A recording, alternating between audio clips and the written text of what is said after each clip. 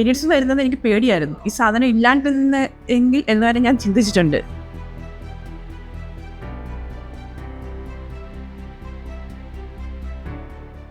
എനിക്ക് എന്നെ തന്നെ കൺട്രോൾ ചെയ്യാൻ പറ്റാത്തൊരു സാഹചര്യമായിരുന്നു.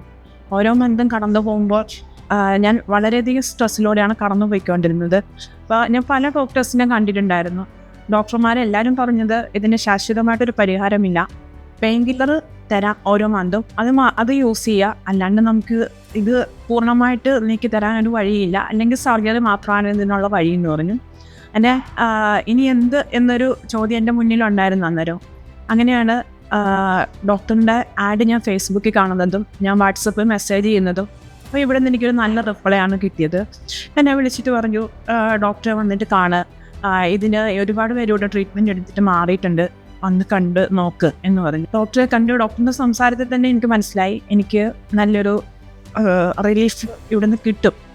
അങ്ങനെ ഡോക്ടർ 1-2 ടെസ്റ്റുകൾ പറഞ്ഞു. അത് ഞാനിവിടെ കൊടുത്തിട്ട് പോയി. 10 ദിവസത്തെ മരുന്ന് കഴിച്ച് കഴിഞ്ഞപ്പോൾ തന്നെ എനിക്ക് നല്ലൊരു മാറ്റം ഉണ്ടായി. എനിക്ക് ഞാൻ വീട്ടിലുള്ളവരോട് പെരുമാറുന്ന രീതിക്ക് നല്ലൊരു ഇതല്ലായിരുന്നു എൻ്റെ ഒരു അവസ്ഥ. കാരണം ഞാൻ നല്ലതുപോലെ സ്ട്രെസ് വരുമ്പോൾ നല്ലതുപോലെ പ്രതികരിക്കുമായിരുന്നു എല്ലാവരോടും. പിന്നത്തെ മന്തിലെ പീരീഡ്സിൽ നല്ല നോർമലായി. ഞാൻ എന്താണ് പീരീഡ്സ് എന്ന് പോലും അറിഞ്ഞില്ല. അതിന് മുമ്പുള്ള മാസങ്ങളിലെല്ലാം പീരീഡ്സ് വരുമ്പോൾ പീരീഡ്സ് വരുന്നത് എനിക്ക് പേടിയായിരുന്നു. ഈ സാധനം ഇല്ലാണ്ടിരുന്ന എങ്കിൽ എന്നുവരെ ഞാൻ ചിന്തിച്ചിട്ടുണ്ട്. പക്ഷേ ഇപ്പം ഞാൻ പറയുന്നു, ഞാൻ വളരെയധികം നോർമലായി, പെയിനില്ല, ഒരു സാധാരണ ഒരു അവസ്ഥ ജീവിതത്തിലോട്ട് ഇങ്ങനെ എത്തിയിട്ടുണ്ട്.